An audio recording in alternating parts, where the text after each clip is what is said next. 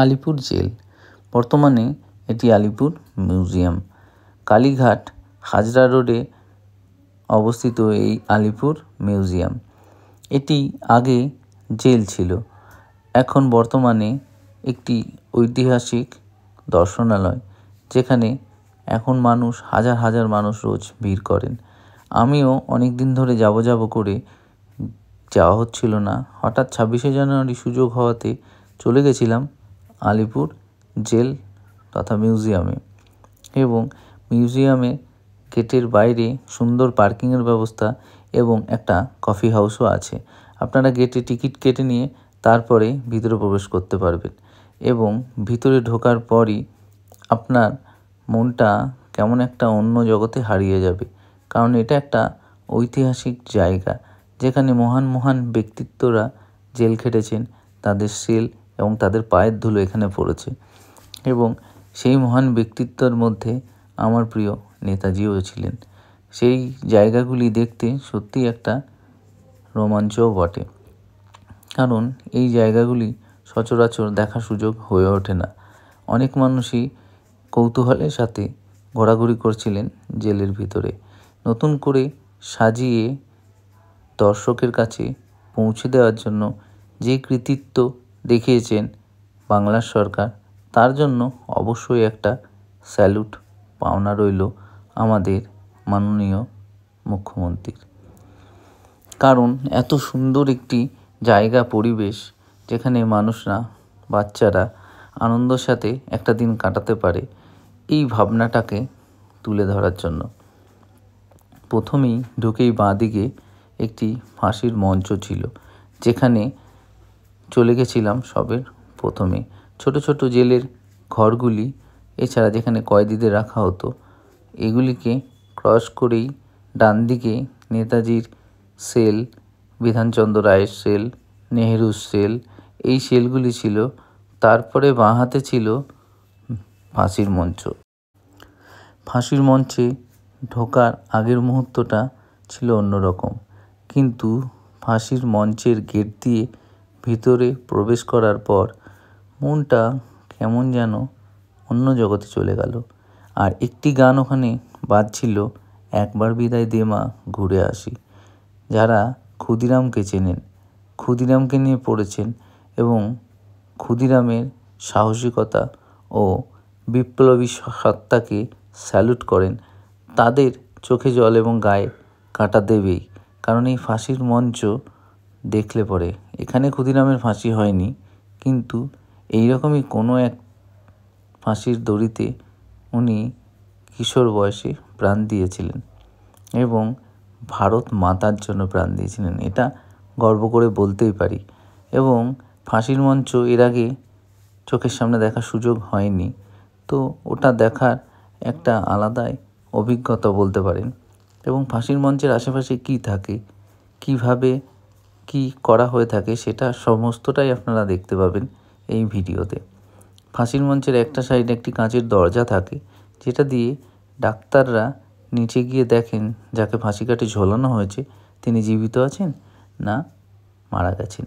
তারপরে সেই মৃত ব্যক্তির বডি এখানে এনে রাখা হতো, আর ফাঁসির আগের দিন সেই কয়েদিদের এই সেলে এনে রাখা হতো। দেখুন সেলগুলি কত ছোট ছোট, এবং একটি শোয়ার জায়গা আর কিচ্ছু নেই এই সেলের মধ্যে। এই সেলগুলিতে আগের দিন রাত্রে যাদের ফাঁসি দেওয়া হতো তাদের এনে রাখা হতো। দেখুন এই সেলগুলি কত ছোট ছোট। এই সেলগুলিতে সমস্ত বাইরের সব কিছু ছাড়া অপরাধীরা থাকতো দিনের পর দিন। কেমন মানসিক যন্ত্রণা, বুঝতে পারছেন?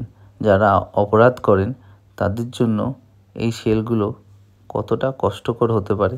এবং ব্রিটিশদের অত্যাচারও ছিল তখন, এটা কিন্তু ব্রিটিশ আমলের জেল বলতে পারেন। এখানে অনেককেই রাখা হয়েছিল। আপনারা একটা দিন সময় করে গেলে এবং সারা দিন লেগে যাবে পুরো আলিপুর মিউজিয়াম ঘুরতে। দেখুন, নেতাজি কক্ষ, বিধানচন্দ্র রায় কক্ষ, চিত্তরঞ্জন দাস কক্ষ এবং যতীন্দ্রমোহন সেনগুপ্ত কক্ষ। এই ভিতর দিয়ে প্রবেশ করার পর একের পর এক সেলগুলি আপনারা দেখতে পাবেন এবং সেখানে দেখলেই আপনার একটা ফিলিং অন্যরকম হবেই হবে, গ্যারেন্টি দিয়ে বলতে পারি। কারণ এই সেলগুলি দেখার পূর্ব অভিজ্ঞতা আপনারও নেই বা আমারও ছিল না। তো প্রথমবার যারা দেখবেন তাদের কাছে এটা একটা অন্যরকম অনুভূতি। এই ছোট্ট ছোট্ট সেলগুলির মধ্যে মহান মহান ব্যক্তিত্বরা রাত কাটিয়েছেন এবং সবথেকে বড় ব্যাপার হলো নেতাজির যে সেলটি ছিল সেটি দেখার। খুব অপেক্ষা করে একের পর এক সেলগুলিকে ক্রস করে করে পৌঁছেছিলাম নেতাজি সেলে। এই দেখুন, এই সেলে ডক্টর বিধানচন্দ্র রায় ছিলেন এবং তার একটি মূর্তিও এখানে রাখা রয়েছে এবং পাশের সেলগুলি, এটি ছিল নেতাজির সেল। দেখুন, নেতাজির সেলটা কত ছোট এবং অন্য রকম করে তৈরি করা রয়েছে এখন। এই সেলের মধ্যে কিন্তু নেতাজি ছিলেন এবং আমি বর্ষা আকৃত সারা দিনটা বেশ ভালোই কাটালাম মিউজিয়ামের মধ্যে। এরপরে চলে গেছিলাম নেহেরুর কক্ষে। নেহেরুজি যে কক্ষে বন্দি ছিলেন সেই কক্ষটা দেখুন কি সুন্দর দেখাচ্ছে এখন, কিন্তু তখন কতটা কষ্টকর ছিল এই জায়গাগুলি তা সেলগুলি দেখলেই বুঝতে পারবেন। এই সেলের মধ্যে তখন বন্দিরা দিন রাত কাটাতে হতো এবং এই সেলগুলি কতটা পুরনো হতে পারে সেটা একবার ভাবুন। দেখুন, এটি ছিল নেহেরুর কক্ষ। ব্রিটিশ আমলে যখন ভারতের রাজধানী ছিল কলকাতা, তখন সমস্ত বন্দীদের কিন্তু এই সেলেই এনে রাখা হতো এবং যার জন্য নেহেরুজিকেও এখানেই থাকতে হয়েছিল। অনেক ঐতিহাসিক বিষয় আছে যেগুলো অনেকের অজানা, কিন্তু আলিপুর মিউজিয়ামে গেলে তার নিদর্শন আপনারা পাবেনই এবং এত সুন্দরভাবে পরিকল্পনার সাথে এটা সাজানো হয়েছে, তো সত্যি খুব ভালো লাগবে। একবার হলেও এই আলিপুর মিউজিয়ামে আপনারা ঘুরে আসুন। ঘুরে আসলে সত্যি ভালো লাগবে, কিন্তু সময় নিয়ে যাবেন, কারণ এটা এত বড় যেটা ঘুরতে এবং দেখতে অনেকটা সময় লাগবে।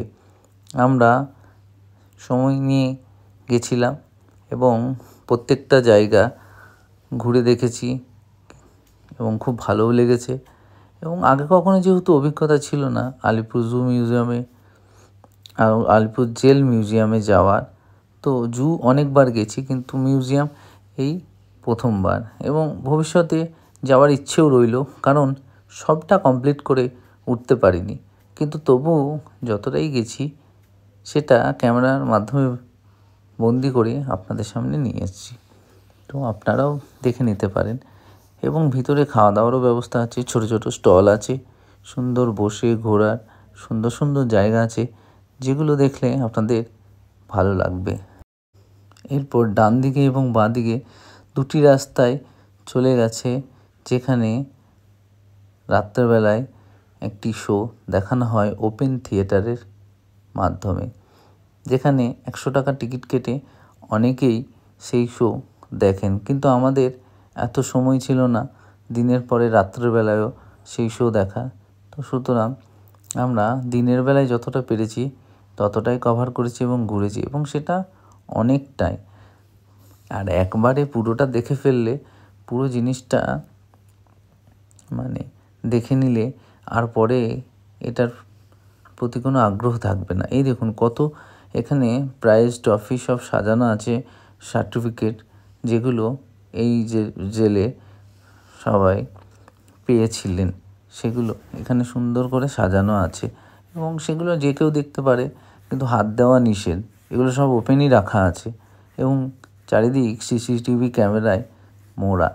তো এগুলো দেখার আগ্রহ, বাচ্চাদের থেকে সাবধান, বাচ্চারা গিয়ে কিন্তু হাত দিয়ে দিতে পারে। এবং ওপরতলা নিচতলা মিলিয়ে এই বিল্ডিংটায় অনেক মহান মনীষীদের মূর্তি এবং তাদের জন্ম তারিখ দেওয়া আছে। এটা সত্যি খুব ভালো লাগলো। এই দেখুন, বাচ্চারা গেলে তাদের অনেক কিছু দেখার এবং শেখার বিষয় থাকবে। তারা জানতে পারবে ভারতের স্বাধীনতা আন্দোলন এবং বিভিন্ন মনীষীরা কীভাবে যুক্ত ছিলেন এবং জেল জীবন কেমন হয়, সেখানে কারা কারা ছিলেন মহান ব্যক্তিত্বরা, সেগুলোও তারা জানতে পারবে। এই মিউজিয়ামটা একবার হলেও সবারই ঘুরে আসার দরকার আছে, কারণ সত্যি এটা খুব সুন্দরভাবে সাজানো। আর এই ঐতিহাসিক ব্যাপারটা আমার কাছে খুব ভালো লেগেছে। পুরোটা ঘুরে না দেখলেও যতটা ঘুরে দেখেছি তাতে সত্যি আলিপুর জেলটা যেভাবে সাজানো হয়েছে সেটা সত্যি অসাধারণ। এবং যারা এখনো পর্যন্ত যাননি, আশা করি তারা আগামী দিনে যাবেন, তাদেরও ভালো লাগবে। এবং মিউজিয়ামে অনেক কিছু দেখার এবং শেখার আছে, যেগুলো আমি আমার লাইফে হয়তো এখনো পর্যন্ত জেনে বা বুঝে উঠতে পারিনি।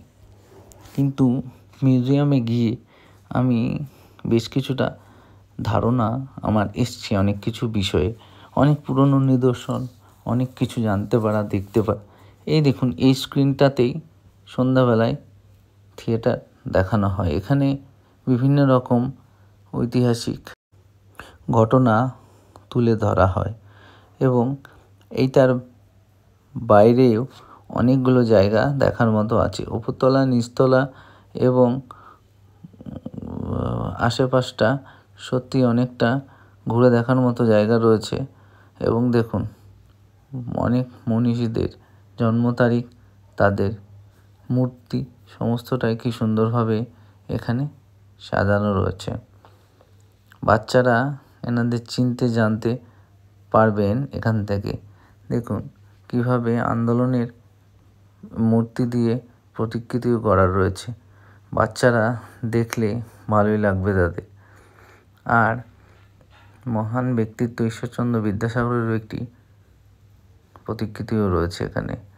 এবং দেখুন, এইটা একটি মিউজিয়াম যেখানে পুরনো অনেকগুলি মা দুর্গার মূর্তি রাখা রয়েছে এবং বিভিন্ন পুরনো দিনের কয়েন এখানে সুন্দর করে সাজিয়ে রাখা আছে, ফাইবার দিয়ে তৈরি করা। এবং 5 পয়সা, 2 পয়সা, 1 পয়সা, 3 পয়সা, এগুলো হয়তো বাচ্চারা এখন দেখতে পায় না, কিন্তু এখানে গেলে পুরোটাই দেখতে পাবে। এই অনেক কিছু জিনিসপত্র এখানে তৈরি করে রাখা আছে। দেখুন, এখানে বিভিন্ন স্বাধীনতা আন্দোলনে যুক্ত মহান ব্যক্তিত্বদের নাম এবং কিছু নিদর্শন, চিঠি এবং কাগজপত্র রাখা আছে, যেগুলো সত্যি দেখার মতো। এই জায়গাটা বেশ ভালো লাগলো, কারণ এই নামগুলো কোথায় যেন নিজের আত্মার সাথে যুক্ত। কারণ যারা এনাদের নিয়ে পড়েছে, এনাদের ঘটনা জানে, বারবার সিনেমায় দেখেছে, তাদের সত্যি এটা ভালো লাগবে। তবে আমি সবাইকে অনুরোধ করব, যারা এখনো পর্যন্ত আলিপুর জেল মিউজিয়াম যাননি, তারা একবার ঘুরে আসুন, ভালো লাগবে, গ্যারেন্টি দিয়ে বলতে পারি।